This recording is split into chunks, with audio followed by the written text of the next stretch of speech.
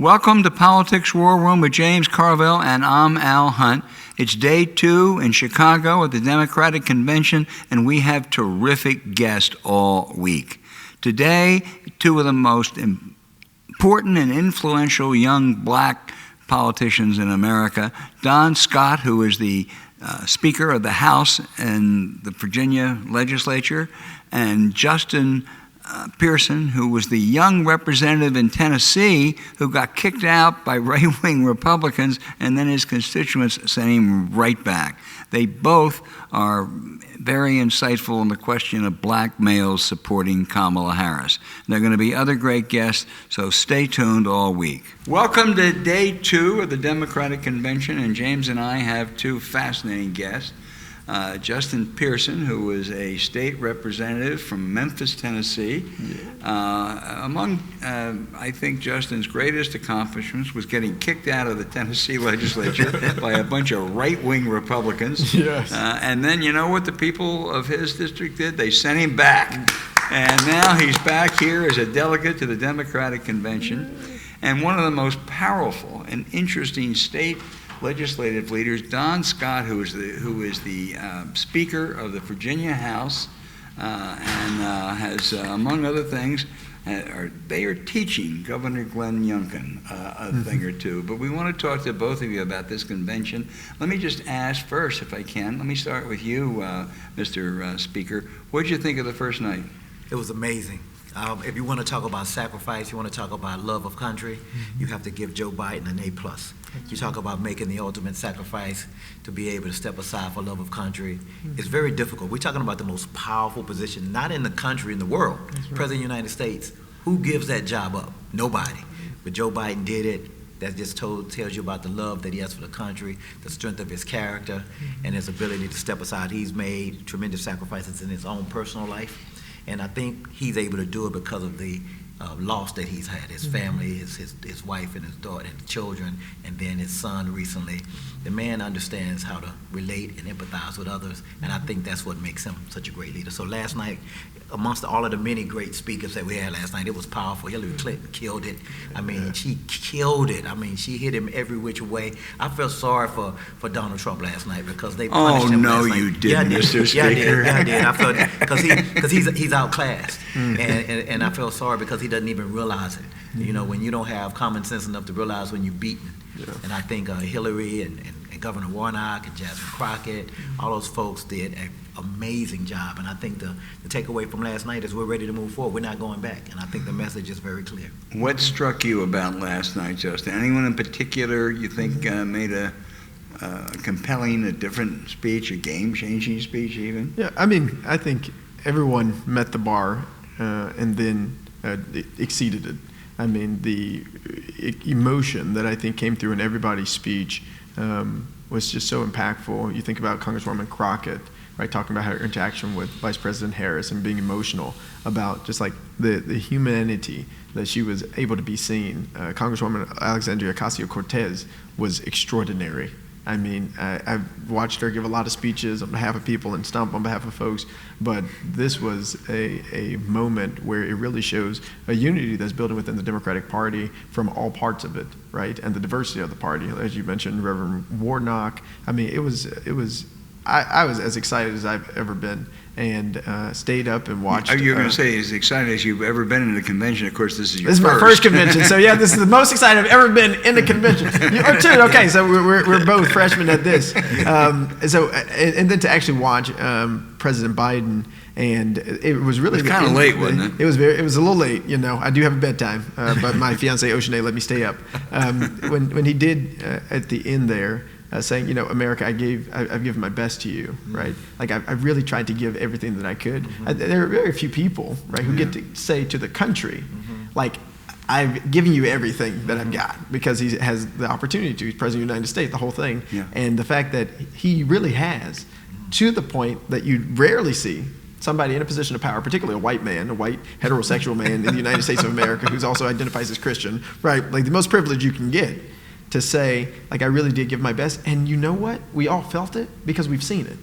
He actually handed the party, right, the country, over to his vice president in an attempt and in an effort, I think, to save this democratic constitutional I'm going to turn this over to experiment. James, and I hear your praise of the current president, but you were probably pretty happy when he did bow out, weren't you? I was ecstatic, Yeah. right? I mean, I had the fortune and privilege to meet President Biden. I like him, loved him as a person. I loved the way he loves his family. And I come from a big Southern family. When we met, he actually talked about the Biden boys. My parents had 5 sons. You know, we the Pearson boys. And so I think he's an extraordinarily personable person. Vice President Harris came to Tennessee after we got expelled the next day on Good Friday. Mm-hmm. And we've gotten to know and see just like her leadership. And the way she's been doing this, I haven't been as excited since President Obama was doing this when I was much younger, right? To really see somebody who's just, when we fight, we win. Because we need to be fighting, right? We need to be fighting for what we believe in. Like, we're not going back. When there is literally a candidate who's saying, make America great again, like, let's go back to another time period where we had fewer rights, we wouldn't all be sitting together, right? Like this, there's a literal party of extremists that are saying, take us back. And she is given all we've got to say, no, like together we're going to build a better, brighter future for our country. And you mentioned this, but the excitement from our peers, from Gen Z, from millennials, from elders, it's unmatched to what we were seeing. So there's a lot of talk about the disengagement of the young black male, and Justin, you are currently be defined as a young black male. Don, you used to be a young black male, so you've had He's a some semi-young black male. some experience with it. So I'll go in reverse order and ask Justin first. How do you see us re-engage? Are you seeing more engagement with the vice president, or do you still think we have some issues as to how we can inspire or motivate these young people? I think we, as the Democratic Party, still have issues about how we inspire and motivate young people and black people in particular, not just to be continuously voting for Democrats, but to show that voting for Democrats has and will have benefits for the black community. I think one of the things that Donald and his folks were tapping into was that black folks have been voting for Democrats for quite a while and hadn't been seeing a lot of the benefits of that.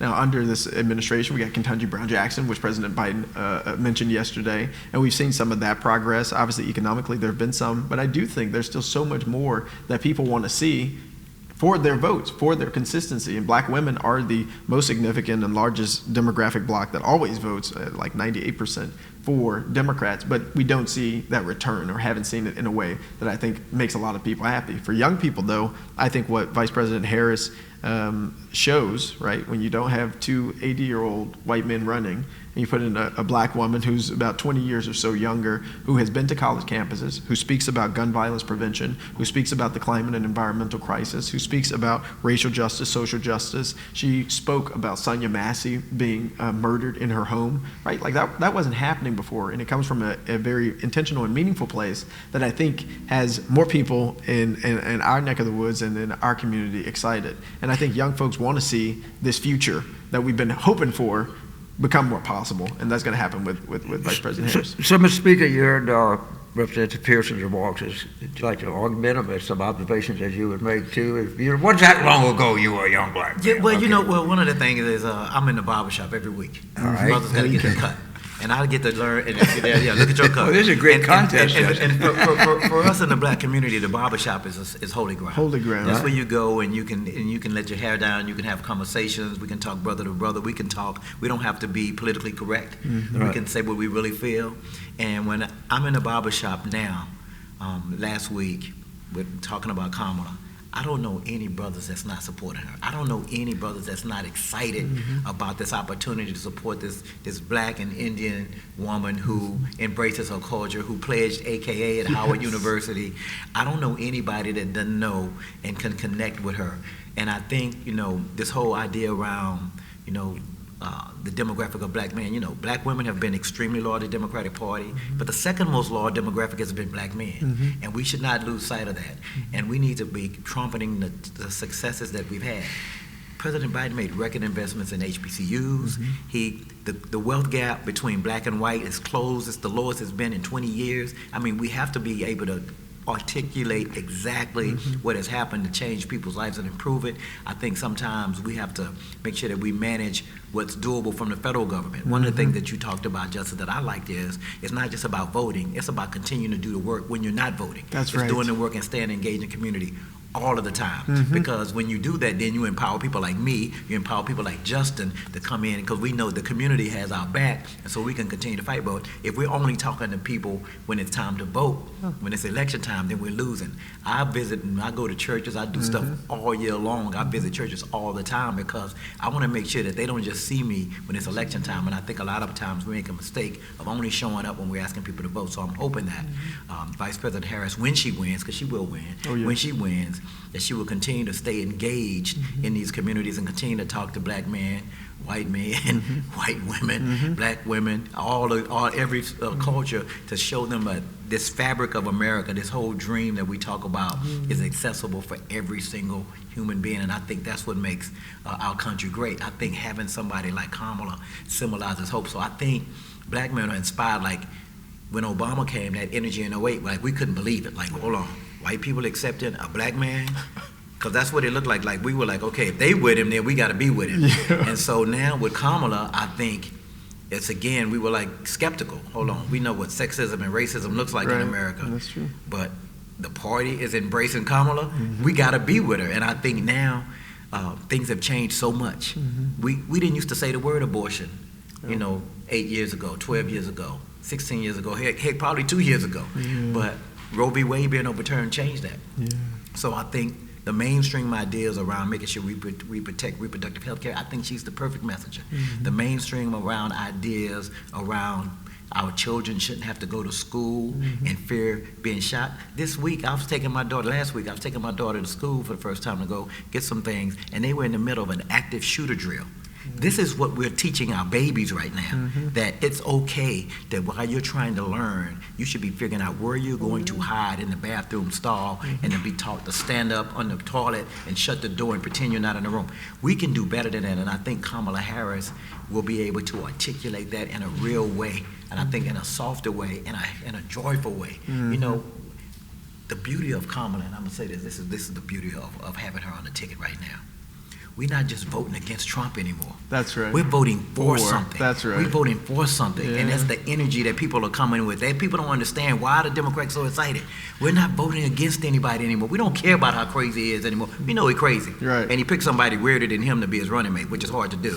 But we're excited about what it looks like with the future. Like, we know that this is the energy that we need, and we know if we do the work, we can win. And that's what's so exciting about it. Can I say one thing just about the participation in the state houses and in down-ballot races is so important for Democrats as it relates to staying engaged between elections, because that's where democracy is really happening, right? And when we show up, I mean, I've heard some folks on the other side, they're having building community centers in immigrant communities and lower income communities, like Republican National Convention community centers. Like, we have to go and be proximate to the communities that we care about. So we got to go into black communities, go into immigrant communities, go where young people are, and say, like, to be a Democrat has to be a part of your identity, because Democrats show up for you, Democrats fight for you, Democrats believe in you, they believe in you having good wages, they believe in you having the freedom to choose, they believe in you having a good public education, believe in you having the ability to buy a home and not be in debt for the rest of your life for going to get education, right? Like, we have to show what we believe, and we have to show up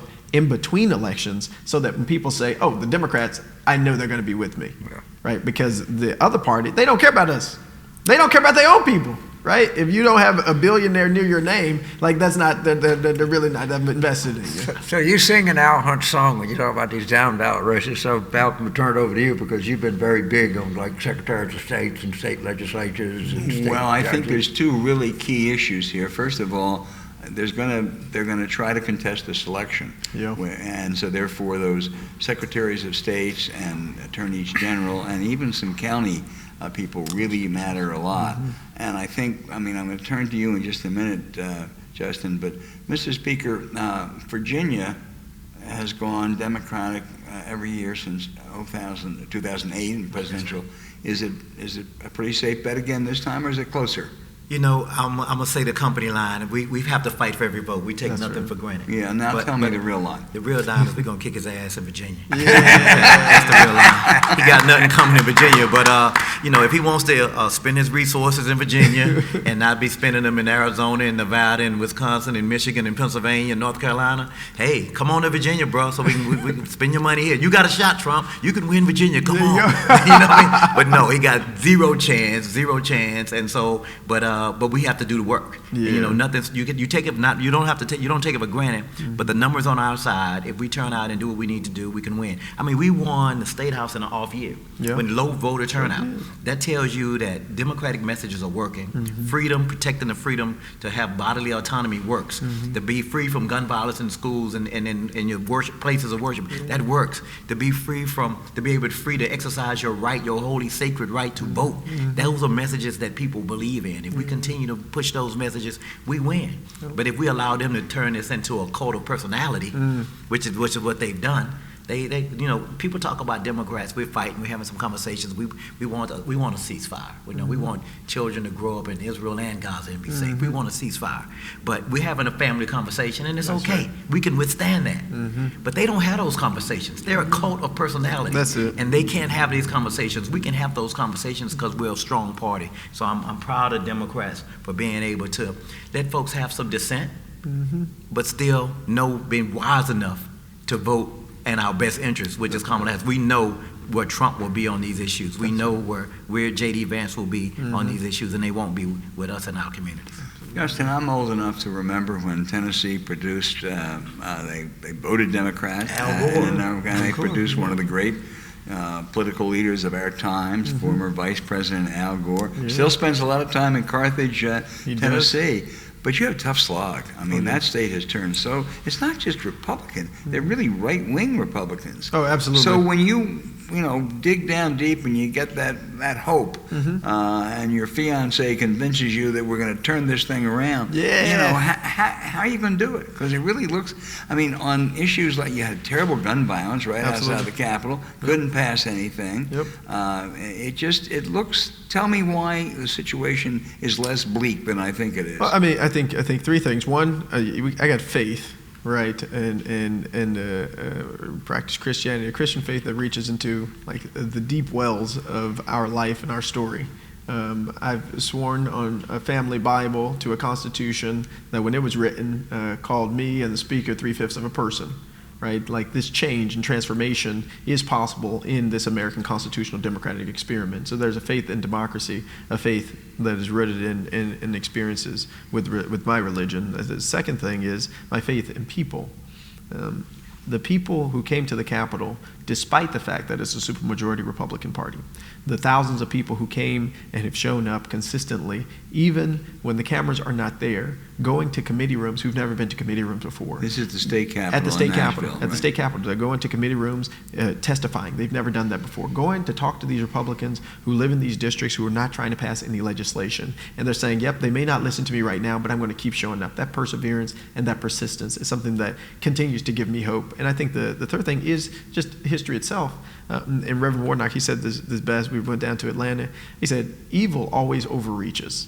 And I think for the Republican Party, they're nothing but a snake eating their own tail. And the moment is coming where even the most extreme Republicans in our state house, one of the most extreme Republicans in our state house lost his seat to someone who ran against him, who probably will vote just like he votes, but says, we're not that bad.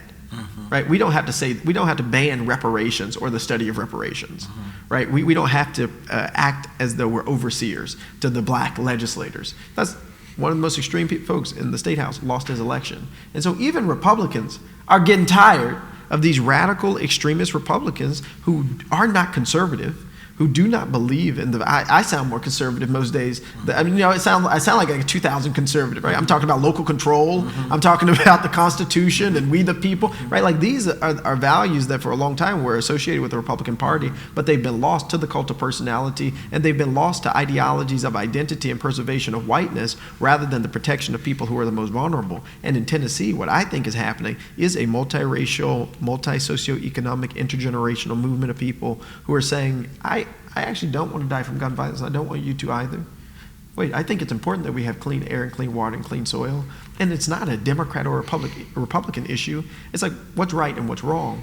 And going back to our morals, like 9 times out of 10, we are right on these moral issues, right? I just say the 1%, the 10% for the other people, but we're right on these issues. You're not going to talk about the 10. No. James Carville. I hear a lot of people said, we need people in politics that actually had a life, that bring some experience to the table. Mr. Speaker, I'm going to ask you to talk about your bio because I'm pretty sure you've had a life. I'm pretty sure you've seen life in the way that some other people see life. So please take time and share I think my life experiences, I think the most important trait of a leader is empathy. Yes. Being able to empathize. People used to say that Bill Clinton felt your pain. You have to have gone through something to feel that pain because you felt that pain before. And you know how to empathize and you know how to sympathize. And in my life, I grew up single mom, 6 kids, went to Texas A&M University. That's why I speak conservatism. I went to the most conservative school in Texas. Yeah. Went to the Navy. I was a surface warfare officer in the Navy. Went to LSU Law School, the most conservative school in Louisiana. With all due respect, James Carville, who also is an LSU law graduate. Mike Johnson. And then in my 3rd year of law school, I got arrested. I was convicted. I went to prison for a drug conspiracy. I went to pick up some drug money. Next thing I know, I'm in a crack cocaine conspiracy. I was sentenced to 10 years in federal prison. People told me my life was over. I was done. I would never be anything. I went to prison. I served my time. I did 7 years and 8 months, but who's counting? Came home in 2002.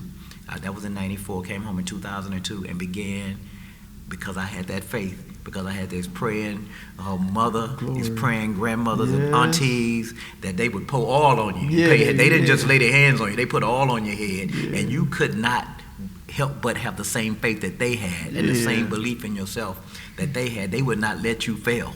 And so in my mind, I had to continue to fight. And I worked at the same company. I started at the bottom and I went to the very top. I started a company, I was like the lowest that you could be a case manager. And when I left that company, I was a senior vice president. And in 2014, I decided to take a bar exam in Virginia. Now, that's 20 years after I finished law school. I took the bar for the first time in Virginia, passed it, and they let me get there. I was sworn in. They check everything when they do a character fitness check. So they had to check everything. They looked at all of my stuff, my credit report. They did the exam, talked to my old friends, my new friends, everybody, and they allowed me to begin practice. I started practicing law. Now I'm a partner in a firm, and I decided to run. And everybody told me I shouldn't run. Dawn, you got that felony, you can't win. You need to be quiet. You need to sit down. But if it had not been for the Lord on my side, you see what I'm saying? I knew that He had a purpose for me, and it was to be able to tell this story. And so where other people told me to be quiet and be embarrassed and be ashamed, I was being told, hey, in my heart and my spirit, share your story, because there are other people who've had these experiences where they felt like they got a bad break, and it was straight unfair, and they didn't think they could come back from it. And you can do it. And not only did I do that, I won in 2020, and then I couldn't believe it. 2 years after I'm sworn in, I become the minority leader.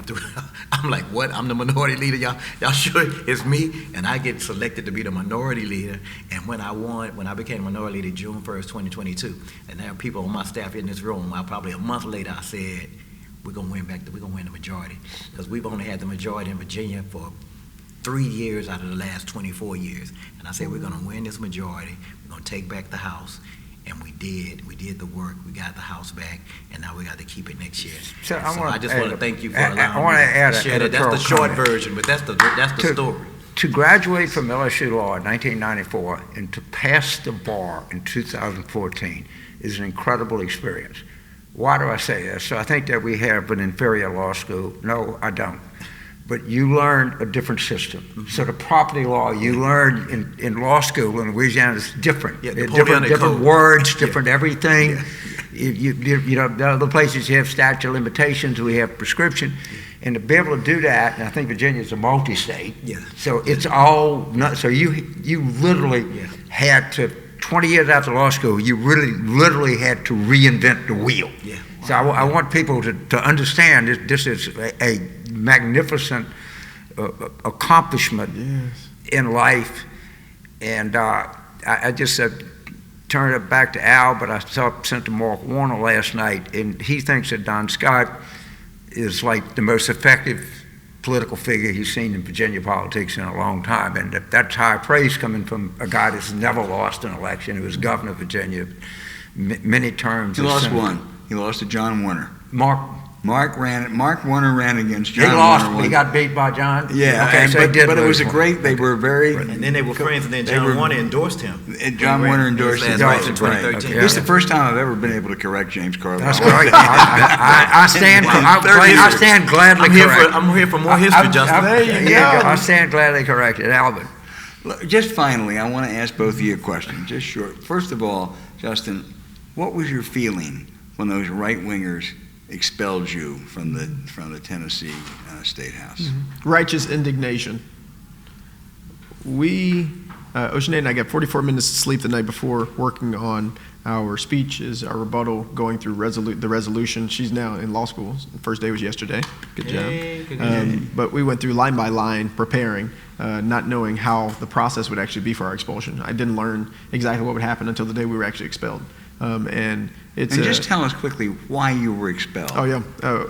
On March 27th of 2023, the largest mass shooting in Tennessee happened at the Covenant School, an elementary school, Right. where 6 people were killed. 3 of them were 9-year-old children. 2 days later, 7,000 people marched on the Capitol, mostly kids under the age of 18, asking for us to do something, to ban assault weapons, just anything.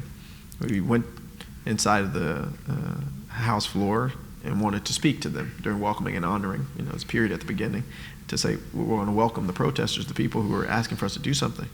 And the speaker refused to allow for us to speak, moved the agenda forward. And every time that a bill would come up that I had questions about, I would start off saying, we need to do something about gun violence. And I was reprimanded 4 times and was told I was going to be censured if I continued. Went out, talked to people in the galleries and told them, like, let's keep going, let's keep pressing. Went back. My voting machine was turned off. Never has anyone's voting machine ever been turned off on the House floor. But this day it was turned off because we weren't at work. Then I went to the gallery, talked to Oceane. I was like, me, Rep. Jones, like, we think we have to do something now. And we talked to Rep. Johnson and actually one other person, and she was like, no, I think you all should. And so I went back down, I talked to Justin, Rep. Jones, and he said, okay, let's do it. And then I was like, okay, let's figure out the timing. And I wanted to do it between bills, so it wouldn't be as disruptive, if you will. And then I was like, all right, let's go. And so I tapped him. We went down to Gloria Johnson's desk, Representative Johnson's desk, went in between bills after a charter bill got passed, and went to the floor and said, no action, no peace. And our state is better than this. And the Tennessee Firearms Association, National Rifle Association that has bought and purchased the people who are in these seats don't have the final say for us. The majority of Tennesseans, 71%, want red flag laws, including MAGA Republicans. Our state house is completely out of touch and out of sync with the majority of people in our state, but we've been gerrymandered into this reality. After that, it would be 3-4 days later, expulsion papers were written up. It would be 1 week later, on April 6th of 2023, where Representative Jones would be expelled. Gloria Johnson, who's white, she was saved. And then I was expelled from the State House. And I mean, we had done all we could to not be expelled. I didn't want my district to lose representation. I did not expect what happened afterward to happen as well. But we fought as hard as we could because I lost my classmate to gun violence in January of last year, just a few months before this happened.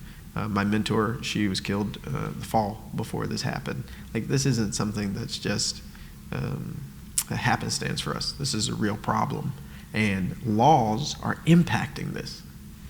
And before I was a legislator, speaker, I would say, I do the thoughts and prayers thing, just like as a person. Like, I hate this really happened. My family's praying, we're all doing that. But once you have power, you shouldn't just be offering thoughts and prayers. You can actually do something. And so the fact that Tennessee Republicans refused to do something, when that's all everybody was asking for us to do, the only action that we could take was go into the well of the House floor. And so by the time we get to the speech and are expelled, I really am, and I still remain righteously indignant that I know we were doing the right thing for the right reason for the people who will never be able to protest. They'll never be able to stand up and say, you all need to pass a law, because they've been murdered by political cowardice against these gun lobbyists. right? Like, we have a responsibility to do everything that we can to protect children, to protect our communities. We swore not to do things injurious to the community. Like, this is what we're supposed to be doing. And so, despite their reaction and gross overreaction and miscalculation, as my mama say, what the devil meant for bad, God will turn into good. And I think now the movement to end gun violence is even stronger. Since then, the White House launched the Office of Gun Violence Prevention. More organizations have popped up in Tennessee that are starting to coordinate and navigate this situation better. Like, you can't stop this movement. And that's why I said we got back. You can't expel a movement. Just can't like expel a movement. you can't stop Justin Pearson. You're back in the Tennessee There you legislature. go. There you go. So let me ask you, Don Scott. Your governor has attracted national attention. Some people even thought he might be Trump's running mate, and they say if Trump loses, he'll be a front runner for 2028. What's your take? You deal a lot with Governor Glenn Youngkin. What's your take? The best compliment I'd give him is he's not totally crazy. You know, I think he's more performative, MAGA performative, and doing the things that he has to do. I think he believes some of it. I don't think he believes all of it. I think he's an amateur when it comes to politics. I haven't been around that long, but I think I kind of understand the game and things and how you have to do the things you need to do. I think he's like a consultant. He came from Carlyle Group. Everything he did was like a venture capitalist. Come in, have a big backdrop, and come in like a consultant with a big backdrop and drop a new tagline down. I mean, he's all style, no substance, and he hadn't accomplished anything as governor. I mean, for the most part, the Democratic legislature runs the Commonwealth of Virginia. We've done all of the work. He gets to come along and tag along. We're in the majority. There's only so much he can do. Now, what he has done, to his credit, is put in a lot of extremists in positions of power. He put in the lady who wrote the education section of Project 2025. I say Project 2025 is trying to take us back to 1619. That's right. That's right. And so that is the whole goal of Project 2025, get us back to 1619, because this is the issue. I mean, they try to muddle it in a whole lot of different language. They hate DEI, but they hate anything that's going to help marginalized communities move forward. And so I think, the governor he's still learning on the job.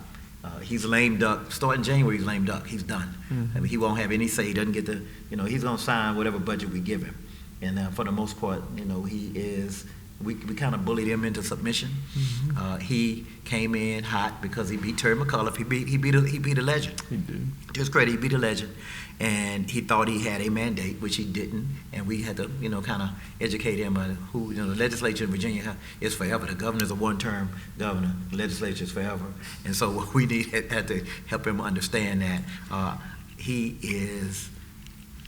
has one goal only, to be president of the United States. Everything he's done with he and his consulting group around him is the posture to be president. He does not care about everyday hard work in Virginians. He doesn't care about the little guy.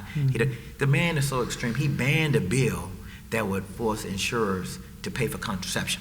So we're not even talking about abortion. Okay, you're conservative, you're against abortion. Why are you against contraception? Why are you against the IVF? This is beyond the pale. You hate women. And you hate women. That's right. And they want to control women, period. They want women to know their place. And that's everything that he does and everything that he says.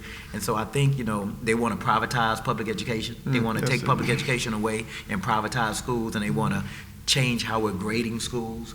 So they can, at first they invented SOL so they could try to show public schools are failing. That didn't work. We stepped up to the plate. Now they want to take away SOLs and come up with a new system to make the schools look like they're failing, so then that they could privatize them and create all these charter schools and lab schools and experimental schools, so that wealthy people don't have to pay real estate taxes to educate poor people. That's the basic. But they don't understand that they have to do that to win. They have to cheat to win, and they're not going to win long. And so I think the state will go back to a Democratic governor next time. Abigail Spanberger is is running for governor. She unopposed at this moment, but on a Democratic ticket. I think she's going to win. And when she wins, and we keep the House of Delegates in 2025, I'll remain Speaker. Amen. Amen. And we will get some transformative stuff done. We passed red flag laws in Virginia. So when I think about Tennessee, just sitting here talking to you, it's amazing to me. And forgive me. we're neighboring states. Yeah. Like the cultures that we have are so similar, Mm-hmm. but it's like we're a million miles away as far as policy, because we're protecting reproductive health care in Virginia. We've passed red flag laws. We've banning auto sears. We passed a Voting Rights Protection Act. We have 45-day early voting. Like, you look at it, you say, wow, what? Can you see the envy in Justin's eyes can right see the now? envy. That's the hope. That's hope. But not only the envy, I'm telling him this because I know they can do it. Right. Because we are neighbors. That's so right. these are the same people. This is the same culture, same conversations. It can happen.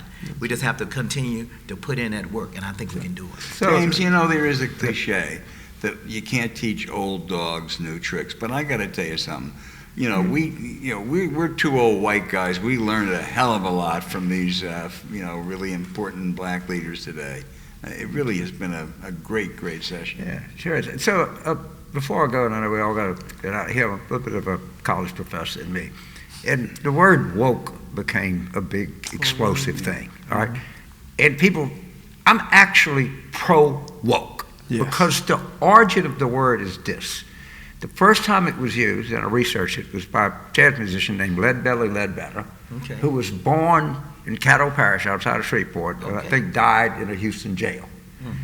And the first context of the word woke is that black people should be woke in their interactions with the police, which in 1925, Southeast Texas, Louisiana, was probably a pretty good idea. That's a good idea. You might want to be awake. Yeah, Good you idea may consider, Yes, staying if away. you're in Shelby County and you're in Memphis, you might want to, even if you're a state legislator, if they pull you off, you might just be Yeah. a little bit woke. Yeah. Okay, so I'm very pro-woke, guys. Yeah. And I think it came about from the George Floyd incident. You know, Absolutely. people, and we were Right. not. But I'll put it like this: to me, woke came from black people were already woke. We've always been Right. awake. We had to be awake in this country. That's right. And I think what happened was we were saying, white people, Jordan, thank you, you woke now. We hope that you see what's going on now. Your eyes are open, and I think that's what it meant. And now I then- think for someone to try to take it and spin it and twist it, and I think as I look at Justin, great young leader, beast, I'm so proud of you. That word woke is people like we're awakening these young folks to use their voice. That's right. Like it's okay to speak up right now. You don't have to wait till you 50 to start leading. You can start leading right now because you're not going to be the same. Every day you're growing. You're not the guy you were in 2023 already. You've already grown leaps and bounds above what everybody else has done. So I'm just grateful. And this is the last thing I'm going to say about being a black leader. Being a black leader is not enough. You have to be excellent when you get in these rooms. That's right. You have to be excellent. You have to speak truth to power. That's right. You have to be organized. I start on time. I finish on time. My yes is my yes. My no is my no. Everybody knows where I'm coming from. And I don't play. And they know that. Well, thank y'all guys. I just had to get something in, but remember, Appreciate for that. now, stay woke. Stay Maybe woke. one day Stay you'll woke. have to be. Everybody stay woke. Yeah. You were a Thank great you so guest. much. Thank you so Thank much. y'all so All much. right, Justin, you up there. You're a hero, man. Appreciate you. Man, thank you.